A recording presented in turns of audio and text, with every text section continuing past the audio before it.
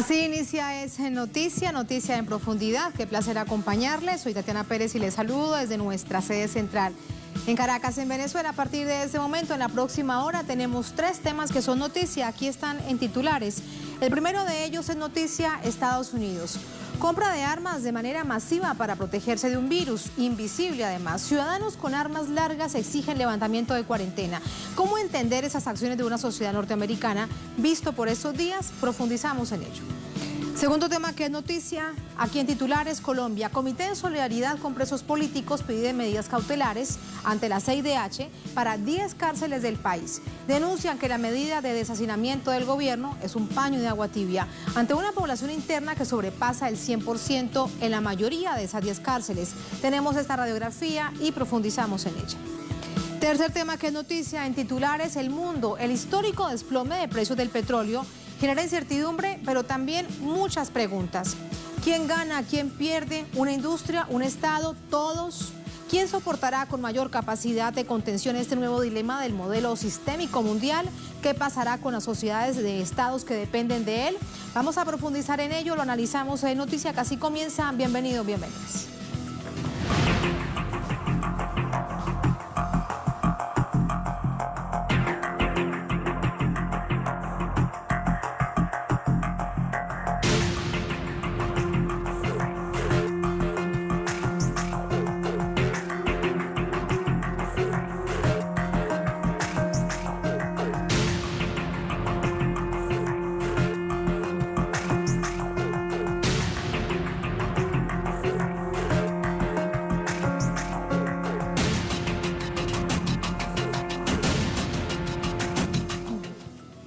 En noticia Estados Unidos, seguidores del presidente Trump se movilizan en las calles para protestar en contra de medidas de cuarentena implementadas en algunos estados del país.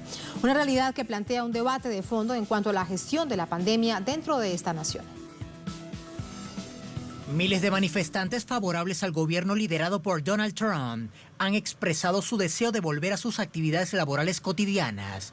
Las acciones de calle iniciaron el pasado sábado y continuaron hasta este martes con el objetivo de desafiar las medidas de aislamiento promulgadas por algunos gobernadores demócratas de algunos estados como Colorado, Carolina del Norte, Michigan, Minnesota, Virginia, Oregon, entre otros. Además de la petición a favor de la reactivación económica, las personas presentes en las manifestaciones se mostraban en defensa del derecho a portar armas de fuego, acción que está permitida bajo la segunda enmienda de la Constitución vigente. Con respecto al libre porte y comercialización de armas de fuego, se ha visibilizado un aumento significativo en el flujo de este tipo de establecimientos. En estados como California o Nevada, se han observado largas filas de compradores interesados en adquirir un arma, incluso en personas que sin antecedentes de haber adquirido alguna. La Asociación Nacional del Rifle, junto a otra serie de lobbies, defensores del uso de armas de fuego, plantean que las armerías sean consideradas indispensables, al igual que tiendas de alimentos y farmacias. Planteamiento que fue avalado por el Departamento de Seguridad Nacional y por algunos estados, donde se permite a los minoristas distribuir armas y municiones para la hipotética garantía de la seguridad personal de los compradores. Realidad que va en consonancia a la radicalización del discurso de Trump, quien en los últimos días ha recrudecido sus ataques hacia China y ha anunciado medidas como la prohibición de inmigración hacia Estados Unidos. Medidas y actitudes que configuran el escenario para enfrentar las próximas elecciones del 3 de noviembre, donde Trump parece continuar ofreciendo un discurso populista de extrema derecha, aún más racista y excluyente que el implementado en la campaña de 2016. La víspera declaró a la prensa haber prohibido los vuelos desde China antes de que la pandemia golpeara territorio estadounidense, hoy epicentro mundial de la enfermedad. Puse una prohibición a China antes de que hubiera el primer muerto en este país. Ya había puesto una prohibición. Mientras, Nancy Pelosi estaba teniendo o quería tener una fiesta callejera en el barrio chino de San Francisco a finales de febrero. Es decir, un mes después. pese a que su presidente y parte importante de sus ciudadanos exhortan a terminar con la cuarentena y retomar sus puestos de trabajo. De acuerdo a la Universidad de Johns Hopkins, al 21 de abril, el número de contagios por coronavirus en Estados Unidos superaba las 820,000 personas y al menos 44,228 personas habían muerto a causa del expansivo virus. Seguimos a esta información, sumando más hechos. Vamos hasta Washington con nuestro corresponsal Jorge Gestoso. Jorge, muy buenas noches. Y en medio de todo esto, preguntarte cómo va la pugna entre gobernadores que dicen que deben proteger a la población, proteger la vida, es decir, mantener la cuarentena social, versus el presidente que dice que el 1 de mayo todos vuelven a la vida normal. Muy buenas noches.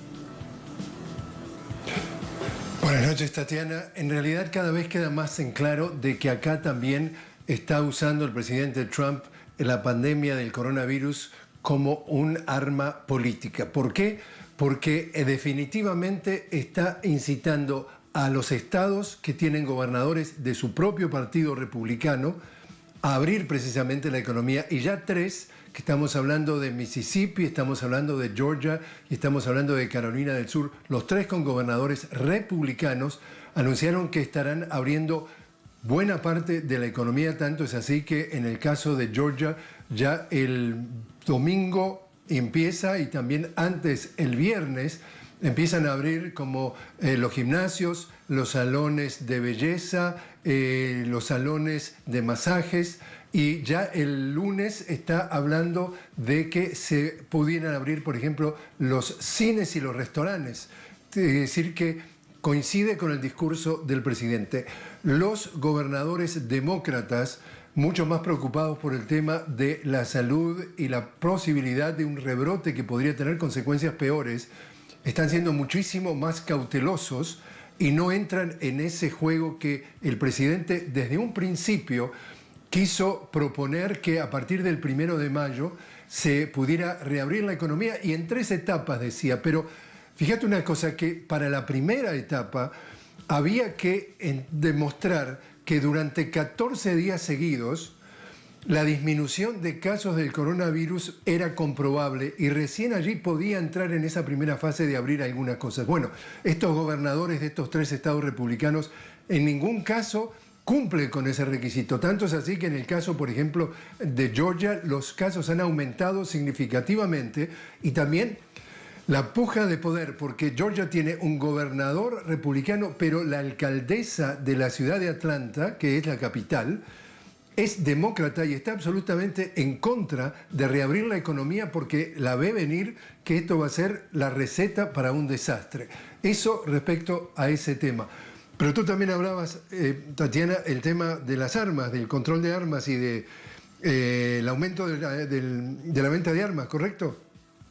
Jorge, exactamente, así es. Es un asunto que vamos a analizar. Quería primero preguntarte acerca de este panorama general, y es algo sin duda que ha generado, de hecho, sorpresa.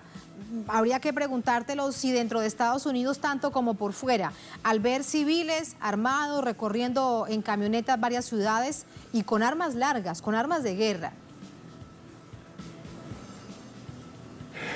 La explicación que dan lo que son, digamos así, especialistas, estamos hablando de gente en psicología y gente en comportamiento sociológico, son 2. Primero, la que podría tener cierta coherencia es que hay ciudadanos en este país que, de acuerdo al ritmo que está creciendo la pandemia, como ustedes mencionaban, 820,000 contagiados, ya pasaron los 45,000 los muertos, la gente ve que la policía está desbordada, es decir, solamente hoy por hoy atienden los llamados de emergencia. Acá es el número 911. Si ese es el caso, por delitos menores, por casos menores, supuestamente la policía no va a poder acudir. Y eso le daría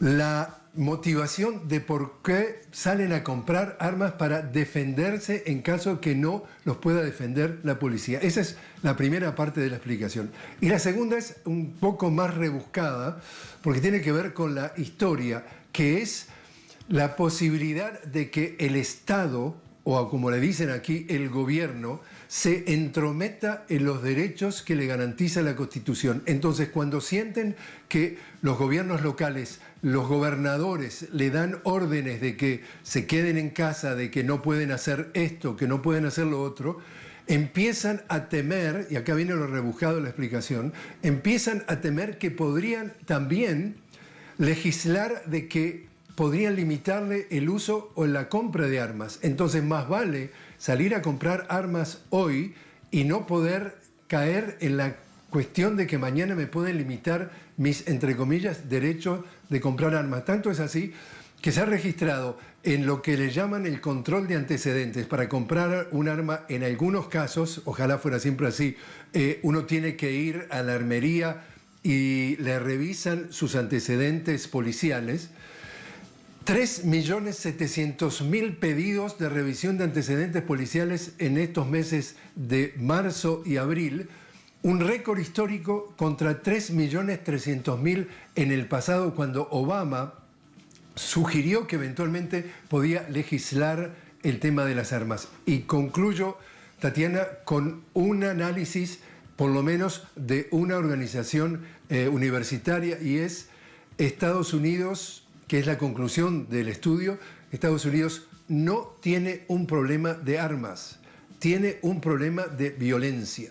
Aquí estamos hablando de que, como sabemos históricamente, muchísimos casos se resuelve por la vía de las armas. En otros países del mundo, cuando hay una disputa, cuando hay una discrepancia, no se piensa en recurrir a las armas, e incluso tanto es así que hay un promedio de 25 suicidios de veteranos de guerra por día, y la mayoría son con armas, que entonces justamente está involucrado, impregnada en la tela de los Estados Unidos, la vida, las armas, la violencia, y resolver las discrepancias y las diferencias a través de la violencia.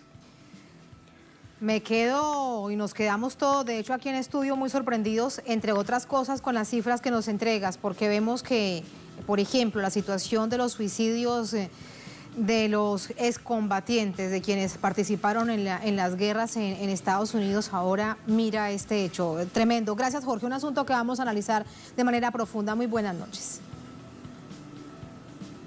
Buenas noches. Buenas noches.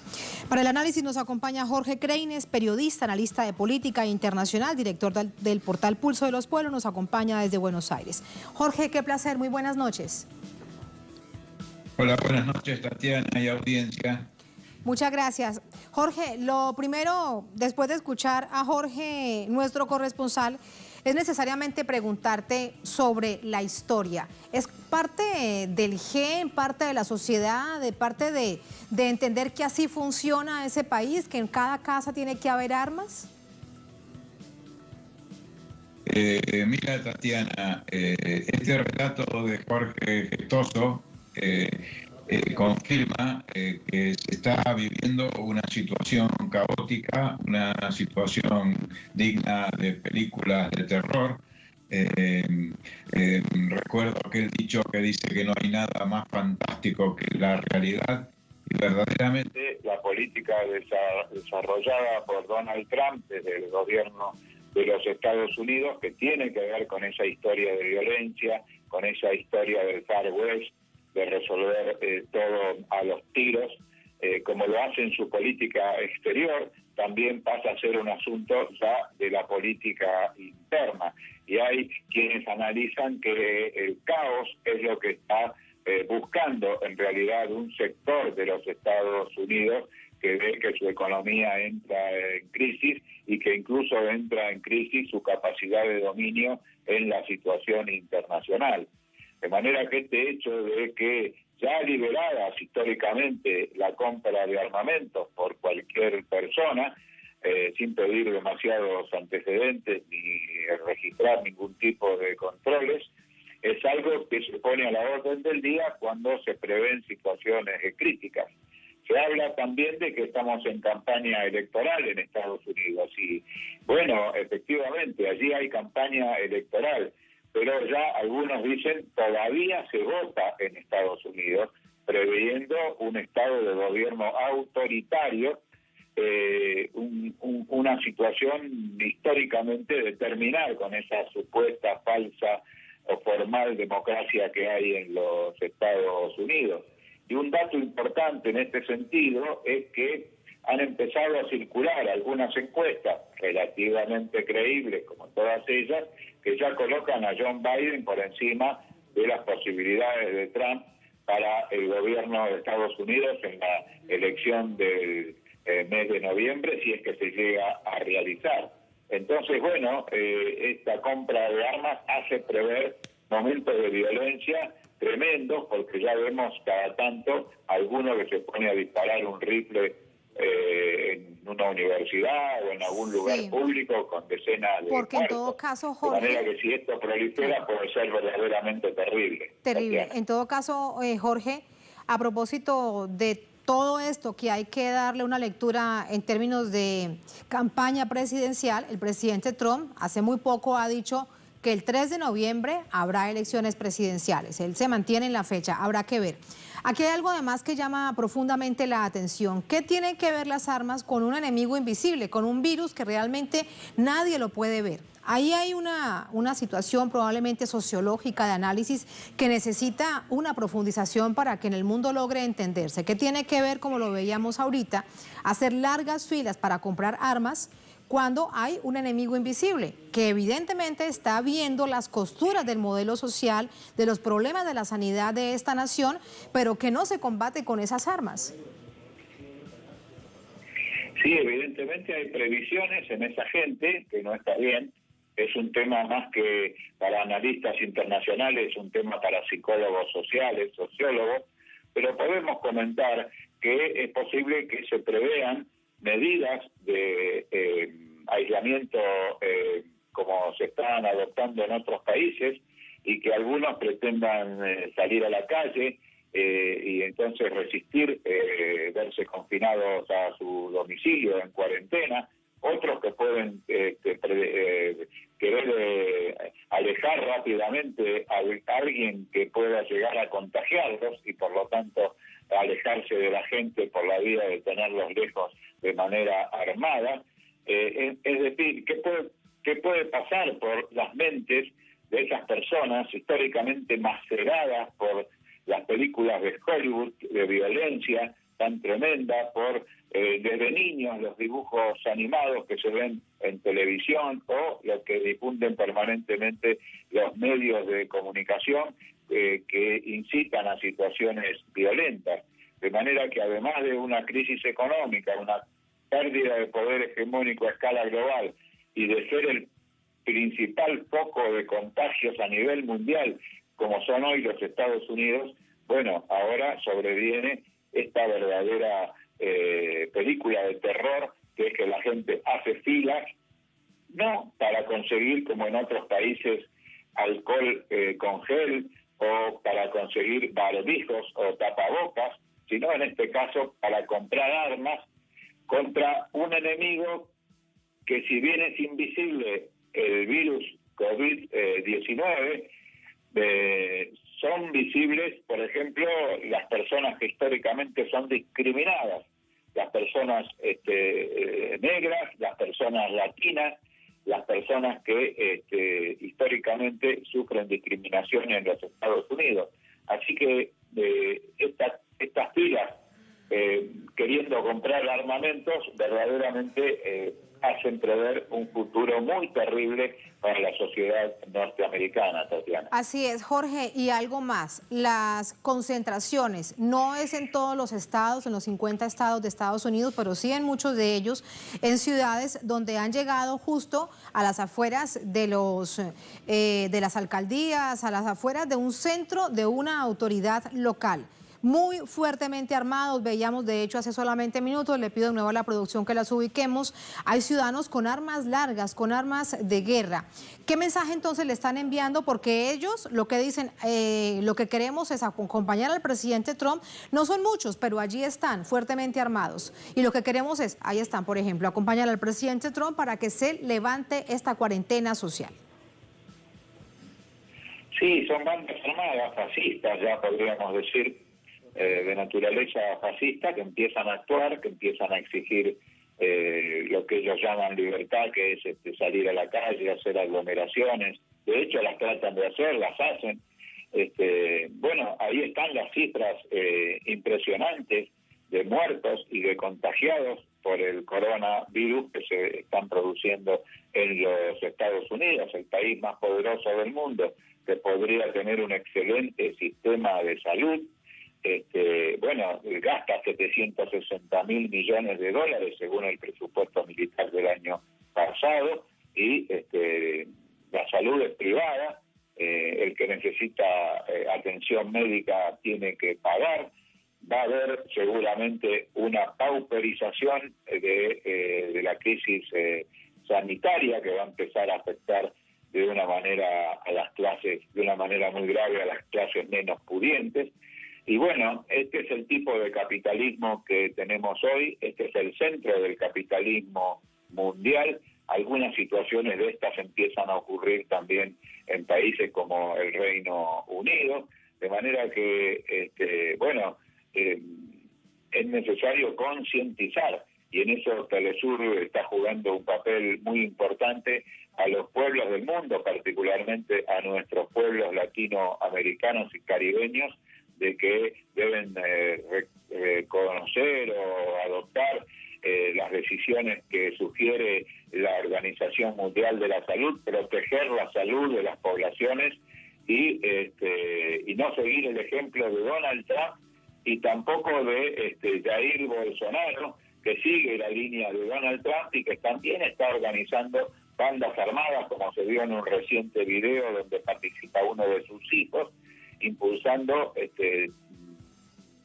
grupos que van armados y que hagan muestra de que tienen armas para tirotear a quien se les ponga enfrente. Es decir, esto contrapone todo sentido de humanidad, todo sentido de salud pública, de solidaridad humana, y es verdaderamente terrible, de manera que hay que aislar a estos sectores y construir un gran movimiento planetario que pueda confrontar contra estas políticas, Tatiana. Y con tal nivel de necesidades que hay en Estados Unidos, Jorge, lo dejo además para una reflexión de manera general, agradeciendo tu reflexión y el mensaje sobre Telesur. ¿Con cuánto dinero de esa cantidad de armas que se han conseguido, ahí veníamos de hecho más de por lo menos 10 estados del país, podría apoyarse solidariamente a darle, por ejemplo, comida a la gente que se requiere de manera urgente en este momento, comunidades afroamericanas, comunidades hispanoamericanas que están tan afectadas, latinoamericanos, bueno, de tantas partes del mundo que se están en Estados Unidos en momentos tan difíciles? Jorge, gracias, un placer como siempre, buenas noches. Gracias, Tatiana, y a la audiencia de Telesur. Buenas noches. Muy buenas noches y gracias. Así nos vamos a la primera pausa en esta emisión de Es Noticia. Al volver en Noticia Colombia, el Comité de Solidaridad con Presos Políticos pide a la CIDH medidas cautelares para 10 cárceles del país. Denuncian que la medida de deshacinamiento es un paño de agua tibia ante una población interna que sobrepasa el 100% en varias de las cárceles. Tenemos esta radiografía y la analizamos al volver en Es Noticia.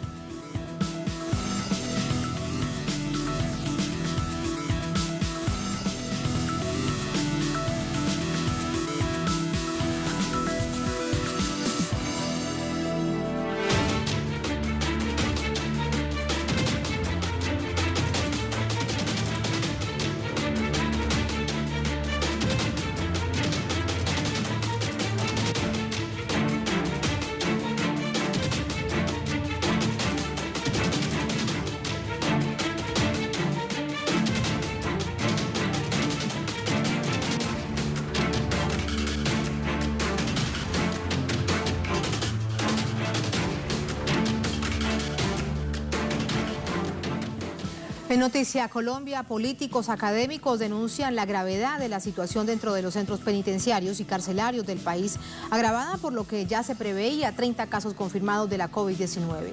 La solicitud de atención a los privados de libertad y quienes los custodian llega hasta la Comisión Interamericana de Derechos Humanos. El senador Iván Cepeda Castro y el Comité de Solidaridad con los Presos Políticos enviaron una carta a la CIDH en la que solicitan medidas cautelares en favor de las personas privadas de la libertad de centros penitenciarios ubicados en Bogotá, Medellín, Villavicencio, Jamundí, Santander y Chocó, donde permanecen más de 25.000 personas privadas de la libertad.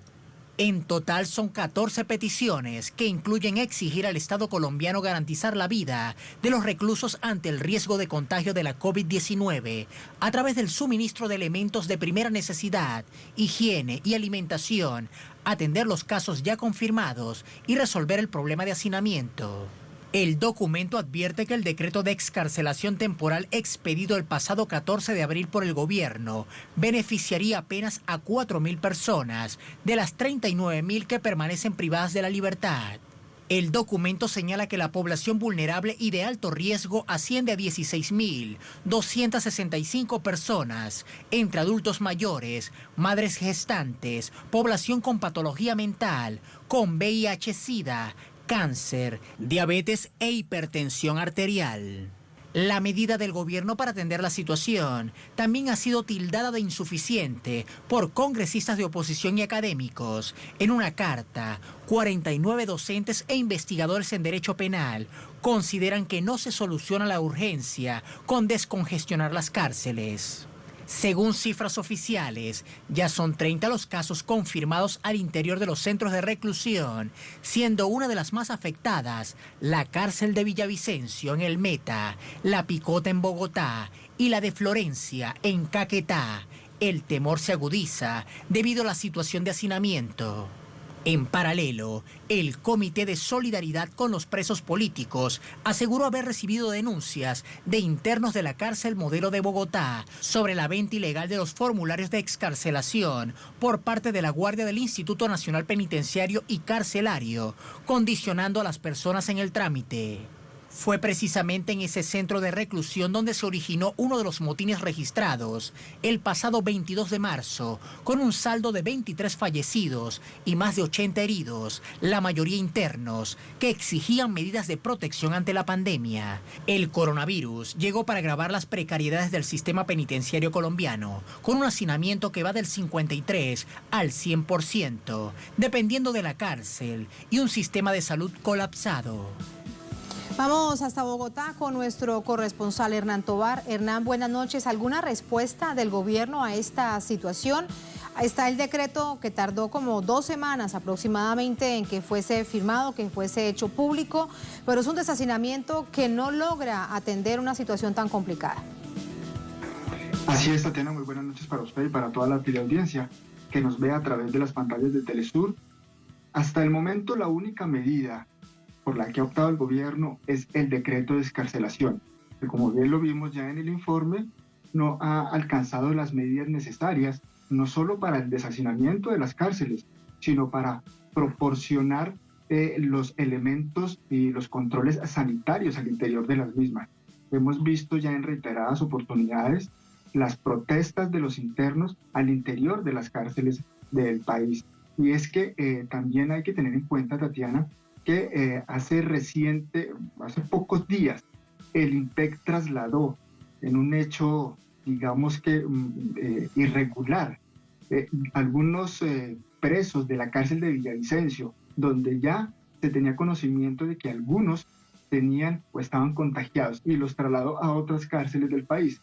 Esto sin previo control, sin previo aviso, de forma irregular. Llegaron a La Picota, en Bogotá, donde también hacía poco tiempo se habían presentado algunas protestas por parte de los reclusos precisamente para que hubiera controles y que no llegara el virus, y allí llegó. Ya hay 2 personas, 2 internos con el virus al interior de la cárcel La Picota.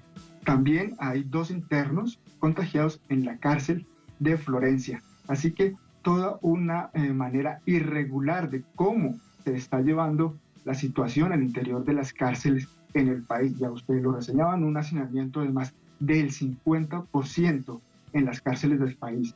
Y una medida que permite la excarcelación por detención domiciliaria de alrededor de 4.000 presos, lo que no da la capacidad para el deshacinamiento de las cárceles en el país, Tatiana. Que son cerca de 39.000, como dice el Comité de Solidaridad con los Presos Políticos de Colombia, con quien ya vamos a conversar. Hernán, gracias. Buenas noches. Muy buenas noches. Buenas noches. Franklin Castañeda es presidente del Comité de Solidaridad con Presos Políticos de Colombia. Nos acompaña desde Bogotá. Franklin, buenas noches. Buenas noches, Tatiana, y un saludo a toda la teleaudiencia que escucha y ve Telesur en este momento. Muchas gracias, Franklin. Hay, según teníamos de hecho en el informe, 3 cárceles donde hay confirmación de manera pública de internos con COVID-19, ya confirmados. Ustedes en el informe hablan de 10 cárceles. ¿Qué les hace pensar que dentro de esas otras cárceles también hay una situación así? ¿Por qué las escogen? Bueno, lo primero que debemos decir, en Colombia hay 132 centros carcelarios. De ellos, cerca de 50 tienen un hacinamiento que es superior al 50%. Por supuesto, hasta el momento, las medidas que ha diseñado la humanidad para responder al COVID-19 se basan en el confinamiento y en el aislamiento social. Una cárcel que tiene 50, 100 o 200% de hacinamiento no permite que haya un debido aislamiento entre personas privadas de la libertad. De ahí el porqué Naciones Unidas, la Comisión Interamericana de Derechos Humanos y cientos de organizaciones en Colombia venimos exigiéndole al gobierno que impulse una política real de deshacinar esas cárceles prioritariamente, y segundo, que inicie una política de prevención y de tratamiento de eventuales casos de contagio. Hemos seleccionado estas 10 cárceles que, debo decirte, Tatiana, son el primer lote de solicitudes que enviaremos a la CIDH. El día de hoy estamos tramitando casos de detenidos de 5 cárceles más, que irían a completar ya cerca de 15 cárceles para un total de 38.000 personas aproximadamente, a las cuales le estamos diciendo a la Comisión Interamericana de Derechos Humanos que le ordene medidas al Estado colombiano para que estas personas no sean contagiadas, y en caso de que sean contagiadas tengan el Estado colombiano un plan correcto y adecuado de tratamiento. Sí, esta es una situación que plantea una emergencia nacional. No es solamente un asunto de vida para los internos, es un asunto de sanidad pública para todo el país, teniendo en cuenta con quiénes se relacionan, teniendo en cuenta a sus familiares, teniendo en cuenta los guardias del IMPEC, etcétera, etcétera. ¿Qué tanto realmente podrá actuar en este término de rapidez que se necesita la CIDH? ¿Cuál es la expectativa que ustedes tienen? Lo que esperamos es que la CIDH pueda actuar rápidamente. A la CIDH en el documento le hacemos una narración de todas las solicitudes que hemos invocado del gobierno nacional y que hasta el momento no tienen respuesta. En Colombia ya llevamos un mes de cuarentena. La población privada de la libertad está esperando que se tomen medidas, y apenas hace cerca de una semana se expide un decreto que va a empezar a generar resultados a finales de la próxima semana, cuando salgan cerca de 1.000 personas. Es decir, que estamos hablando que vamos a terminar el 27 de abril, lo que sería ya el primer mes y una semana de cuarentena en el país, y todavía el Estado colombiano no ha tomado las medidas acertadas para prevenir contagio en las cárceles. De ahí el porqué lo que le estamos planteando a la CIDH es esto: le queda grande, en palabras coloquiales, al gobierno colombiano. El gobierno colombiano, por falta de pericia o de voluntad, no ha asumido el reto que le representa el COVID-19 a la población privada de la libertad, y en consecuencia necesitamos un ente internacional entre a mirar lo que está sucediendo. Hay que recordar que ya tenemos 3 personas privadas de la libertad muertas por COVID-19 en la cárcel de Villavicencio, y como bien lo decían ustedes en el informe, tenemos 30 personas contagiadas en 3 cárceles, que valga decir, el IMPEC trasladó personas de la cárcel de Villavicencio a otras cárceles, repartiendo el contagio hacia otros lugares del país. Es una situación realmente lamentable esto, además que hizo el IMPEC de manera interna y que se conoce, que se hace público porque las personas aparecen ya afectadas por la COVID-19. A todo esto, otra denuncia que se hace a través de ustedes también, del Comité de Solidaridad con los Presos Políticos, que de los 4.000 personas que se verían beneficiadas con la casa por cárcel, a propósito del deshacinamiento, dentro del IMPEC les estarían cobrando una especie de vacuna, una especie de chantaje para dejarlos salir. ¿En qué se basa esta denuncia, Franklin? La información que hemos recibido de la población privada de la libertad indica que las oficinas jurídicas de las cárceles, que son las únicas que pueden recibir la solicitud de los internos para beneficiarse del decreto, estarían vendiendo por medio de los guardas a cerca de 20.000 pesos la hoja en la cual los detenidos pueden solicitar que se evalúe su situación. Estamos hablando de una hoja en Word, estamos hablando de cárceles que tienen una prohibición de manejo de recursos en efectivo. Sin embargo, muchas de las denuncias que hemos recibido dan cuenta de esta irregularidad, así como muchas otras. De hecho, debo contarles que en este momento hay varias cárceles del país en protesta, en particular la cárcel Picota, que es quizás la cárcel más grande para varones que tiene Colombia, se encuentra ahora mismo en un momento de desobediencia civil y muchos de los internos nos están escribiendo, nos están llamando para reportarnos que tienen temor porque la Guardia Penitenciaria en este momento está amenazando con entrar con los cuerpos especiales armados y temen que se repita una situación como la que se vivió hace un mes en la cárcel Modelo, donde 23 detenidos fueron asesinados. Donde hubo una verdadera masacre hace aproximadamente 20 días. Me estás hablando de la cárcel de La Picota, lo que está sucediendo justo esta noche, producto de esta protesta de los internos. ¿En qué otras cárceles está pasando esto, Franklin, ahora? El llamado que han hecho los internos agremiados en distintas asociaciones en el Movimiento Nacional Carcelario ha tenido respuesta en al menos 14 o 15 de las cárceles más grandes del país. La cárcel de Pedregal en Antioquia, la cárcel de Jamundí en el Valle, la cárcel Picota, la cárcel Modelo o la cárcel de Cómbita, por citar solamente algunas. Pedirte un poco más de detalles con respecto a la situación de La Picota, que de hecho hace solamente minutos revisábamos a través del Twitter y hay alerta, se habla de la tensión que pueda existir en este momento y evidentemente poniendo de presente la situación de la masacre de la Modelo hace algunos días. ¿Algún hecho que permita elevar la alerta, por ejemplo, al Ministerio de Justicia para que nada suceda, para que los guardias no vayan a cometer excesos? Sí, lo primero que debemos decir es que nos hemos comunicado con el Ministerio de Justicia en Colombia, hemos solicitado al Ministerio de Justicia en Colombia que asuma directamente la coordinación de la acción de la Guardia en las distintas cárceles y que abra una mesa de diálogo. Buena parte de lo que está sucediendo aquí pasa, entre otras, no solo por la impericia del Estado y la lentitud en tomar decisiones, sino también porque no existen mecanismos de comunicación con los internos. ¿Qué ocurre?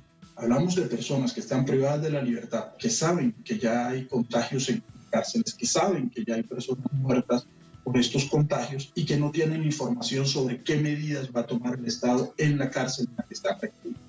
Lo que termina ocasionando es una explosión de pánico, de miedo, que está llevando a las personas, por supuesto, a protestar para exigir derechos y que lastimosamente la única respuesta que tiene es una respuesta de momento violenta por parte de la Guardia y un cierre del diálogo por parte del Estado o el gobierno nacional para con las personas privadas de la libertad. En el momento en el que debería el Estado estar liderando toda una actividad de comunicación que permita tranquilizar a los internos y permita también comunicar las medidas que eventualmente llegase a tomar el Estado si es que en algún momento las toma, porque ya, como lo decía, vamos hacia un mes de cuarentena en Colombia y lastimosamente las cárceles son ese punto en el cual aún no se toman medidas asertivas para prevenir el contagio de COVID-19. Estamos muy pendientes de lo que sucede en estas cárceles. Por ahora te despido, Franklin, en esta emisión de Es Noticia. Muchas gracias, muy buenas noches. Muchas gracias a ti, Tatiana. Muy buenas noches, gracias. Así nos vamos a la segunda, última pausa en esta emisión de Es Noticia. Al volver en Noticia, el mundo. El histórico desplome de los precios del petróleo genera sin duda incertidumbre y muchas preguntas. ¿Quién gana? ¿Quién pierde? ¿Una industria? ¿Un Estado? ¿Todos? ¿Quién soportará con mayor capacidad de contención este nuevo dilema del modelo sistémico mundial? Un asunto que analizamos al volver aquí en Es Noticia.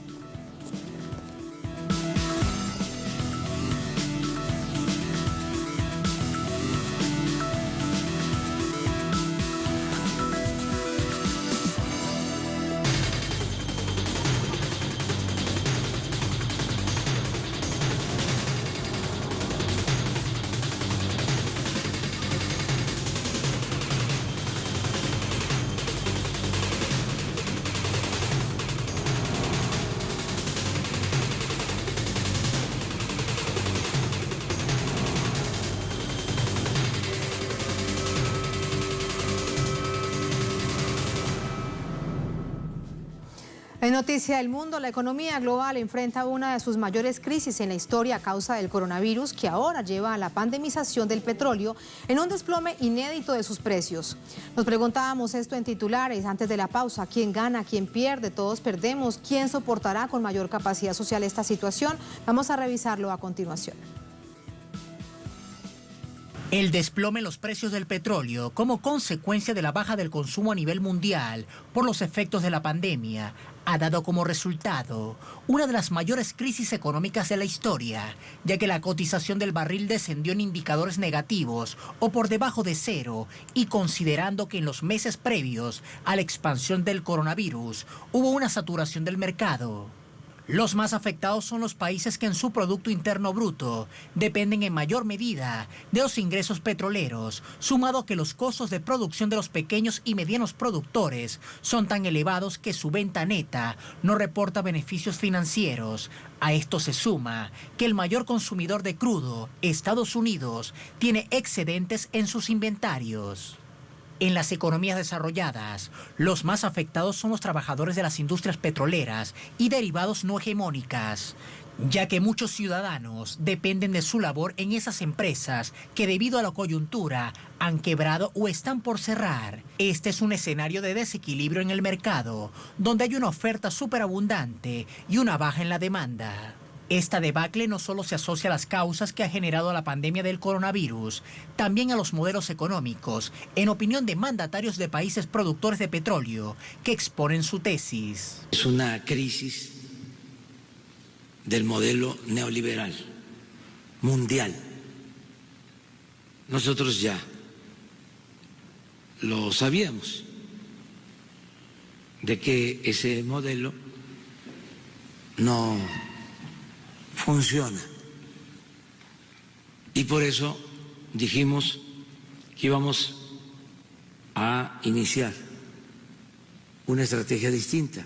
Ya hablamos, hasta escribí un libro de la economía moral. Sectores financieros, en especial los bursátiles, sacan el mayor provecho, estableciendo operaciones y condiciones inéditas para pandemizar el mercado petrolero, ya que el negocio bursátil no refleja los precios de crudo reales, porque concierne solo una parte del petróleo producido, mientras una mayor parte se vende por contratos a largo plazo, intermediando la especulación financiera.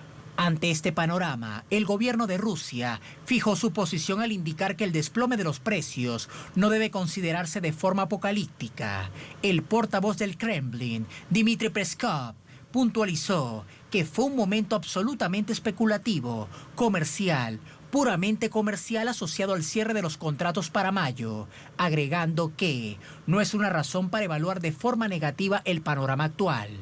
De manera similar, el presidente de México, Andrés Manuel López Obrador, indicó que su gobierno tomó previsiones ante la baja en los precios del petróleo y las condiciones impuestas por los modelos neoliberales no perjudiquen de forma drástica la producción y economía mexicana. Ahora que se cae el precio del petróleo, habíamos iniciado desde el año pasado, y lo puedo probar, la rehabilitación de las refinerías. Ayer ya procesamos en nuestras refinerías 800,000 barriles de petróleo, de 1.700.000 que producimos, casi la mitad. En mayo vamos a estar procesando 1 millón de barriles. ¿Qué significa esto? De que vamos a poder producir más gasolinas en México y dejar de comprar gasolinas en el extranjero. Y esto nos ayuda a temperar la crisis por el desplome en los precios del petróleo crudo. Del total de la producción global de crudo, el mundo consume cerca del 70%, en promedio de lo habitual antes de la crisis del COVID-19. Se espera que una vez superada la pandemia, se restaure la demanda y se estabilice nuevamente el mercado. Los pueblos del mundo esperan un cambio de modelo en la economía, donde la especulación y la ganancia, por encima de las necesidades sociales, sean superadas. Ahí están los hechos, vamos con el análisis. Nos acompaña para eso el profesor Miguel Jaimes, doctor en Ciencias Gerenciales, analista político, experto en petróleo. Nos acompaña desde Mérida, aquí en Venezuela. Profesor Jaimes, lo saludo vía telefónica. ¿Cómo está? Buenas noches. Un saludo para ustedes, amigos de Telesur. Muchísimas gracias. Hay distintas preguntas planteadas. Voy poco a poco conociendo su reflexión. ¿Quién gana con todo esto? ¿Estados, multinacionales, dentro de Estados Unidos, por ejemplo? ¿Quién gana? Gana la familia del petróleo, comandada por los Estados Unidos y sus conglomerados financieros, quienes tratan de ahogar a las pequeñas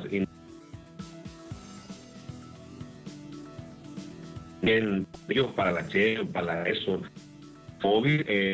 puntos, porcentajes de reservas de petróleo. Y hacen compras a futuro y distorsionan el mercado. Por eso el 20 de... Profesor Jaimes, ¿me escucha? Ahora, Profesor Jaimes, estoy perdiendo sí, la comunicación con usted. ¿Usted me escucha? Le escucho, sí, le escucho. Me escucho. Qué bueno. Vamos, le pido por favor de nuevo a escuchar su reflexión porque quedó entrecortado. Nos decía, gana para entenderle, las multinacionales y afectan a la pequeña industria del petróleo.